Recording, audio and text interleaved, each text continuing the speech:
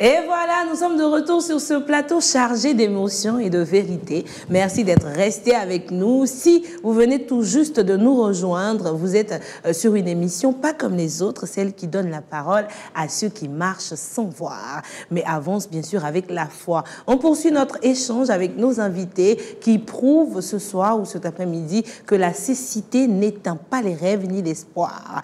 On vous donne également la possibilité de réagir en posant des questions, en envoyant des messages de soutien aux invités via WhatsApp au 07 87 81 18 81, le 07 87 81 18 81, et on se fera un plaisir de les écouter.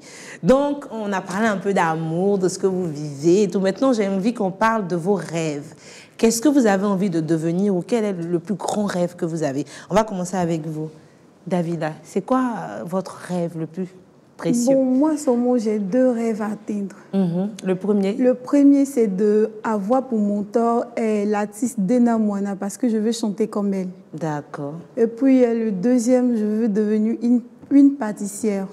Ah, vous voulez faire des gâteaux? Oui. Vous avez beaucoup les sucreries? Oui. Vous avez commencé à apprendre ça déjà? Non, non, puisque quand je demande de soutien, on me dit je ne vois pas, donc je ne pourrais pas arriver.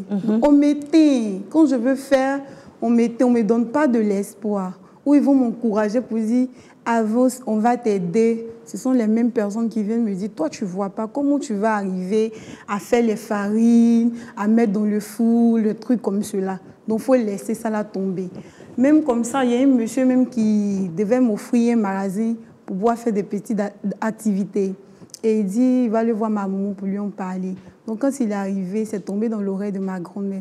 Elle a dit comme ça que moi, je ne vois pas. Si on me donne magasin là, comment je vais faire pour surveiller? Si on rentre pour venir me voler, comment je vais faire pour savoir? Donc il n'a qu'à laisser. C'est comme ça, il a laissé tomber.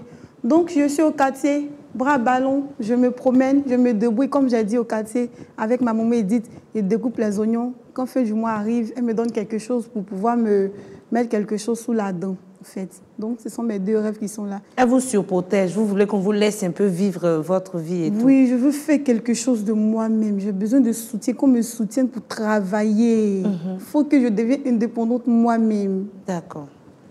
Et vous, Asita, c'est quoi votre plus grand rêve? Je vais être avocate. Wow. Après les études, pour défendre le droit des handicapés. C'est ça. Parce et vous que travaillez dur pour ça? Il y a des concours qu'on nous refuse dans la société. Alors que si on nous laisse passer ces concours-là, on peut y arriver. D'accord. Donc, vous voulez lutter pour pouvoir défendre. Et malgré vos 2 enfants, vous n'avez pas arrêté, vous continuez. Non. Vous allez réussir, j'en suis certaine. On a des questions WhatsApp parce qu'à cette période ou à cette partie de l'émission, on reçoit des messages ou des questions. Donc, peut-être que la question peut être posée à Davila ou à Asita. En tout cas, on va écouter. Mais d'abord, la première note vocale que nous aurons, ce sont des impressions de M. Lassina Binaté. Il est président des élèves aveugles et malvoyants de Côte d'Ivoire. Et donc, il va s'exprimer sur la question de l'exclusion sociale et le manque de reconnaissance, surtout le sentiment d'invisibilité. On écoute, s'il vous plaît. Relativement au premier thème qui a été donné, ce que je peux dire là-dessus, c'est que les personnes en situation de handicap visuel, c'est-à-dire les malvoyants et les non-voyants, nous faisons face à des marginalisations. Nous sommes en marge de la société. En ce sens où nous, les personnes en situation de handicap, nous ne sommes pas reconnus à notre juste valeur. C'est-à-dire qu'aujourd'hui, nous sommes des personnes, parmi des intellectuels, nous avons à l'école, nous avons des diplômes, mais ça arrive que nous n'arrivons pas à postuler librement à certains concours. Nous sommes limités. Et même dans la rue, la promotion même de la personne en situation de handicap visuel n'est pas assez accentuée au niveau même de la société. Donc pour cela, nous sommes toujours marginalisés par des personnes, par la société, et ce qui fait que nous n'arrivons pas à nous épanouir clairement au sein de la société. D'accord, merci beaucoup. Je pense qu'on a une autre note du monsieur où on peut continuer. Ça va, on va continuer. D'accord, donc on parlait de vos rêves. Mais j'ai appris, Davila, que tu étais une grande fan de mon cher collègue Willy Dombo. Je n'étais pas, mais je le suis. Comment tu l'as... Donc, tu entends sa voix, dès que tu entends sa voix net, quelque chose se passe. Ils sont deux, même. Qui Ils sont encore? deux, lui et puis Ramatoula. Ah oui. Quand j'entends leur voix, vraiment, j'ai envie de les toucher. Vous avez envie de parler avec... Oh, j'ai envie de lancer un message ici à l'émission. Tonton Willy Dombo, tonton Ramatoulaye, j'ai eu la chance de vous rencontrer. Donc, je vous demande, s'il vous plaît, trouvez un moyen pour venir voir ma chère Davila. Parce qu'elle est très fan de vous. Je vais envoyer moi-même la vidéo à tonton Billy, qu'il puisse un jour venir te voir. Ça te fera plaisir, non? Ça sera bientôt notre cadeau. Ça, vraiment, c'est pas à cause de votre cheveux. Allez vous avaler. Cheveux là, trop. Et je suis grosse. Je suis en surpoids. D'accord, on va continuer l'émission et tout, parler de vos rêves et tout. Est-ce que vous vous sentez un peu dans une société qui n'est pas la vôtre? Est-ce que vous avez envie d'opérer des changements dans la société? Asita. Bon, des changements dans la société. Oui, si vous devez changer quelque chose dans le monde autour de vous, ce serait quoi? Bon, moi, j'aimerais qu'on accepte les non-voyants comme les valides. D'accord. On a le droit de faire les concours que les voyants font. Parce qu'aujourd'hui, nous, on fait recrutement. Et puis maintenant, le recrutement, c'est devenu chaque année. Dans le recrutement, aussi, on prend 34 personnes non-voyants. Alors que nous sommes plus de... Bon, je dirais même que plus de 200. 200 non-voyants. 34 chaque année. Maintenant, dans les années suivantes, il y a d'autres qui vont venir postuler encore pour s'ajouter ceux qui n'ont pas été recrutés. C'est ça. Donc, ça augmente le nombre. Ça n'avance pas. Donc, c'est le seul truc que nous reste, recrutement. Donc, vous aimeriez... faire autre concours, comme de la manière dont les voyants ont beaucoup de possibilités. Nous, on n'a pas ça. D'accord. Donc, vous aimeriez qu'on augmente le nombre de personnes prises pendant les concours. Personnes prises, pardon. Oui. C'est ça. D'accord. Et vous, Davila, si vous deviez changer quelque chose dans le monde actuel, ce serait quoi? En tout cas, si je dois changer quelque chose, c'est que ceux qui voient, ils doivent connaître nous aussi nos valeurs. Ils doivent nous aimer comme eux-mêmes ils s'aiment. Ils doivent mettre en tête que nous-mêmes aussi là, nous-mêmes à ce que nous on fait là, eux ils n'arrivent pas à faire. Ils n'ont qu'à nous aimer comme eux-mêmes ils s'aiment. En tout cas, dans la société, ils n'ont qu'à nous accepter tels que nous sommes. On ne peut rien y faire. On n'a pas demandé à être aveugle. Ils n'ont qu'à nous accepter comme ça. Merci beaucoup. Ce sont de beaux messages que vous passez là. Parlons un peu de vos amitiés. Est-ce que vous avez des besties, des best friends forever? Asita, vous avez une best friend forever? Oui. Mais c'est une non-voyante aussi. Elle est à l'école avec vous? Oui. Elle s'appelle comment? Bon, j'ai deux. Ah, faut pas faire des jaloux. Parce que c'est une dédicace là. Elle s'appelle comment, les deux? Il y a une qui se nomme Sako Fanta. D'accord. Et il y a l'autre qui s'appelle Koulibaly Djenebou.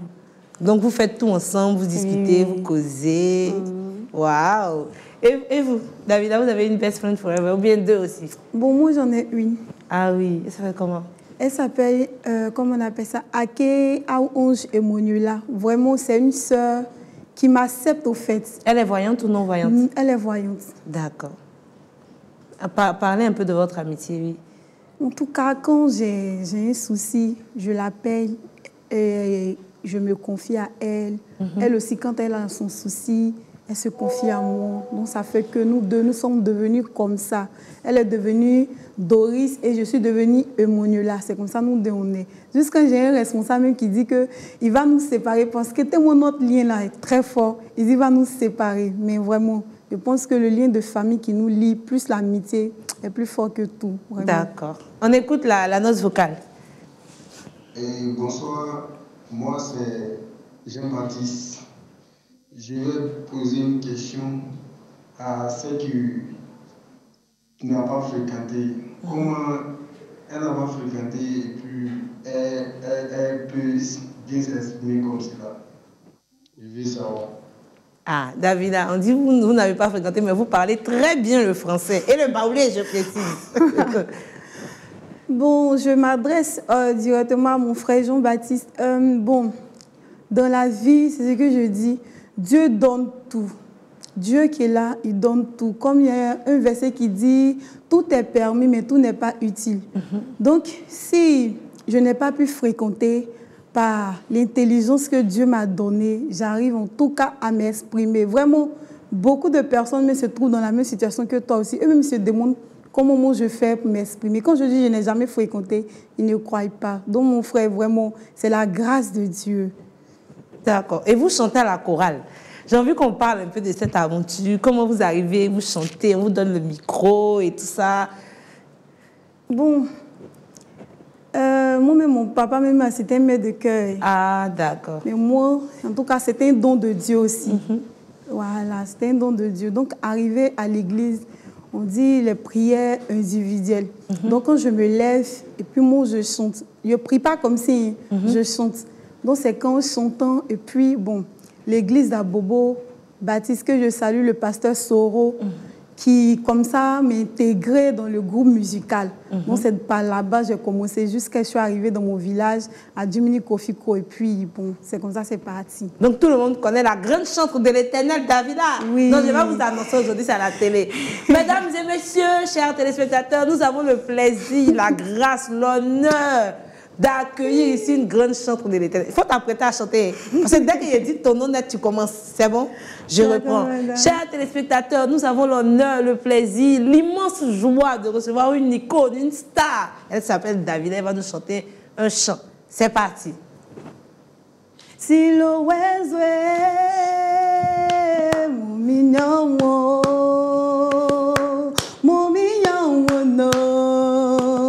wa famille wa jano. Si le wezwe, mon mignon, no,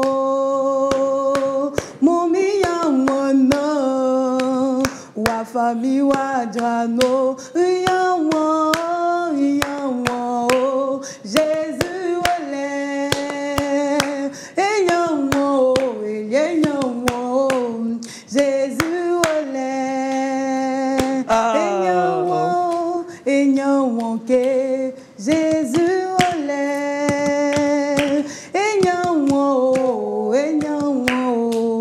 Jésus olé. Oh, merci beaucoup.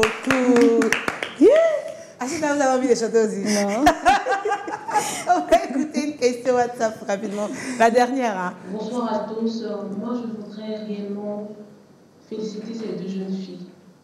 Parce que là, je me rends compte que nous qui avons tous nos membres qui sont là, on se plaint de la vie. Pour moi, je peux utiliser ce terme, on est vraiment bête. Parce que je découvre quelque chose que je ne savais pas, que je ne connaissais pas. Et je prie que Dieu soit votre partage, qui vous soutient. Amen. Et qui vous envoie loin. Toi qui permet que vous puissiez réaliser vos rêves. Parce que vous venez de me présenter une autre facette de la vie. Amen. Vous venez de me faire voir la vie autrement. Amen. On doit vraiment rendre grâce à Dieu pour tout ce qu'on a. Parce que vous avez un manque, mais malgré ça, vous avez des qualités, vous avez des objectifs, vous savez vous partez vraiment. Merci beaucoup. Merci, ce sont des encouragements. Et on est presque à la fin de l'émission. On va aller rapidement avec le tour de canapé, comme j'aime l'appeler. Qu'est-ce que vous avez envie de dire aux téléspectateurs, aux gens qui vous regardent? Qu'est-ce que vous voulez qu'on retienne de votre passage ici? On va commencer avec vous, Asita. Votre mot de fin. Moi, j'aimerais dire aux téléspectateurs de ne pas nous marginaliser, de nous accepter tels que nous sommes. Car perdre la vue, ce n'est pas perdre la vie. Nous avons perdu la vue, mais nous sommes en pleine vie. Merci. C'est tout ce que j'aimerais dire. Et vous, Madame Davida? Madame, si vous me le permettez, je vais saluer deux grandes sœurs. Allez-y. Bon, je fais un coucou à ma très chère grande sœur, Kwaku Akisi Grâce, vraiment.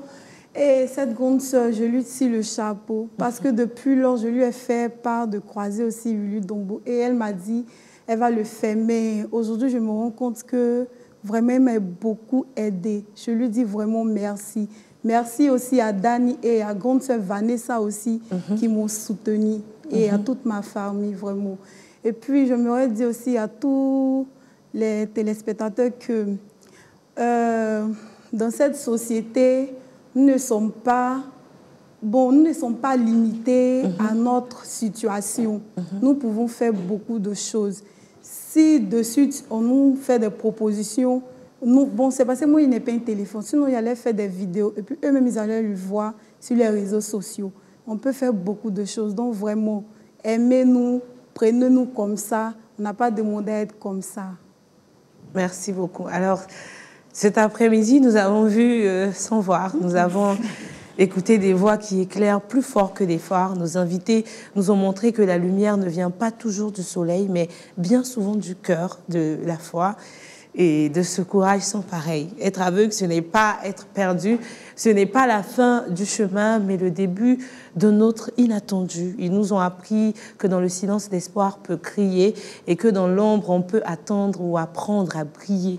À vous qui regardez cette émission, si la vie vous semble floue ou trop dure, rappelez-vous ceci, l'espoir est une lumière qui n'a pas besoin de vue.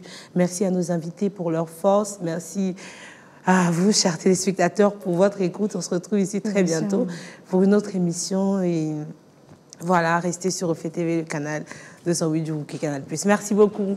Merci les filles. Merci.